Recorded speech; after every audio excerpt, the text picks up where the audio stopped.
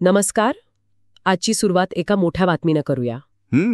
भारत सरकारने 25 OTT apps आणि वेबसाईट्सवर बंदी घातली आहे. होई, बातमी वाचली. यात बरीच मोठी नावं पण आहेत. उलू, ALT बालाजी म्हणजे ALT. हो, अगदी. बिग शॉट्स पण आहे यात. तर आपल्याकडे या सरकारी कारवाईवरचा एक लेख आहे. अच्छा. तर आज जरा यावर खोलात बोलूया. म्हणजे ही बंदी का आली, काय कायदेशीर आधार वापरलेत आणि याचा पुढे काय परिणाम होऊ शकतो OTT क्षेत्रावर. नक्कीच. आणि हे महत्वाचं आहे, कारण उलू, ALT सारखे प्लॅटफॉर्म्स खूप लोकप्रिय आहेत. लोकांचे लक्ष वेधलं गेलं या कारवाईकडे. बरोबर. तर मुख्य कारण काय सांगितलं जातं या बंदीमागे? मुख्य कारण म्हणजे लैंगिकदृष्ट्या स्पष्ट आणि म्हणजे असभ्य किंवा आक्षेपार्ह मानली गेलेली सामग्री. ओके. माहिती आणि प्रसारण मंत्रालयानं जी अंतर्गत पाहणी केली त्यात असं दिसलं की हे प्लॅटफॉर्म सार्वजनिक सभ्यतेचे नियम वारंवार मोडत होते. अच्छा. म्हणजे हे असे एकदाच झालेलं नाही तर सतत होत होतं. हो, तसंच दिसते.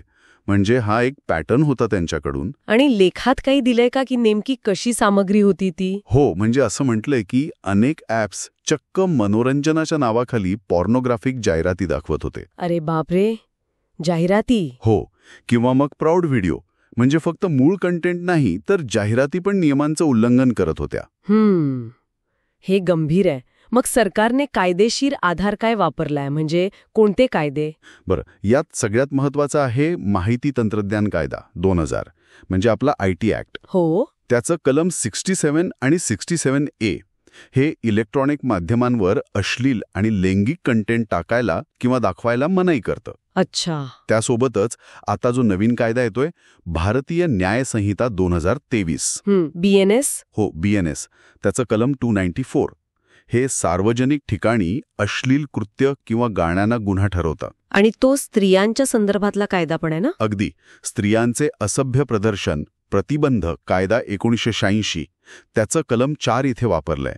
ओके. यानुसार माध्यमांमध्ये स्त्रियांचं असभ्य चित्रण करणं दंडनीय आहे. पण या सगळ्यात एक अजून महत्वाचा मुद्दा आहे. तो म्हणजे IT कायद्याचा कलम 79(3)(ब). हे कलम काय आहे नक्की आणि हे इतकं महत्वाचं काय आहे? हे आहे सेफ हार्बरबद्दल. म्हणजे कसं आहे की साधारणपणे हे प्लॅटफॉर्म्स त्यांच्यावर टाकलेल्या कंटेंटसाठी थेट जबाबदार नसतात. हो, म्हणजे युजरने टाकलं तर प्लॅटफॉर्म जबाबदार नाही. बरोबर. पण कलम 79(3)(ब) म्हणतं की जर सरकारने किंवा कोर्टाने सांगितलं की हा बेकायदेशीर कंटेंट काढून टाका आणि प्लॅटफॉर्मने नाही काढला, अच्छा, तर मग त्यांना मिळणारं हे कायदेशीर संरक्षण म्हणजे तो सेफ हार्बर निघून जातो. मग त्यांच्यावर थेट कारवाई करता येते. समजलं. म्हणजे सूचना देऊनही ऐकलं नाही तर मग हे संरक्षण गेलं. अगदी. आणि म्हणूनच या 25 ॲप्स आणि वेबसाईट्सवर कारवाई झाली. ऑल्ट बीट, उलू, बिग शॉट्स, मोजफ्लिक्स, बरीच नावं आहेत यात. हो, पूर्ण यादी आहे. आणि ISSना पण सांगितलंय की ह्यांचा ॲक्सेस ब्लॉक करा. बरोबर. आणि लेखात असंही म्हटलंय की या प्लॅटफॉर्म्सनी आधीच्या इशाऱ्यांकडे दुर्लक्ष केलं होतं. तेच तर. म्हणजे इशारा देऊनही फरक पडला नाही. हो. आणि म्हणूनच मला वाटतं ही कारवाई फक्त या 25 जणांपुरती नाहीये. हा संपूर्ण OTT क्षेत्रासाठी एक मोठा सिग्नल आहे. काय सिग्नल आहे असं वाटतं? की सरकार आता अभिव्यक्ती स्वातंत्र्य आणि कायदेशीर जबाबदारी यातली रेषा अधिक स्पष्ट करते. तक्रारी आल्या, कायदेशीर नोटीस आली तर ती गांभीर्याने घ्या, नाहीतर कारवाई होईल. फौजदारी कारवाई पण होऊ शकते आणि हे सेफ हार्बर पण जाऊ शकतं. बरोबर. पण मग यातून वाद तर होणारच. म्हणजे एकीकडे नियम आणि दुसरीकडे अभिव्यक्ती स्वातंत्र्य. नक्कीच होणार. डिजिटल कंटेंट वाढत असताना हे प्रश्न येणारच. सेन्सरशिप, कंटेंटवर नियंत्रण यावर मोठी चर्चा होईल आता. खास करून आपल्या देशात जिथे इतकी विविधता आहे. बरोबर. सार्वजनिक सभ्यता किंवा अश्लीलता म्हणजे काय याची व्याख्या करणं पण सोपं नाहीये. हो ना. त्यामुळे या निर्णयांना पुढे आव्हान पण मिळू शकतं कोर्टात. शक्य आहे. तर एकूणच या सगळ्याचा अर्थ असा की सरकार डिजिटल प्लॅटफॉर्म्सवरच्या कंटेंट नियंत्रणासाठी आता जास्त सक्रिय झालंय आणि कायदेशीर साधनांचा वापर करतंय. हो. आता पुढे काय होतं, म्हणजे हे क्षेत्र कसं बदलतं हे बघणं महत्वाचं ठरेल.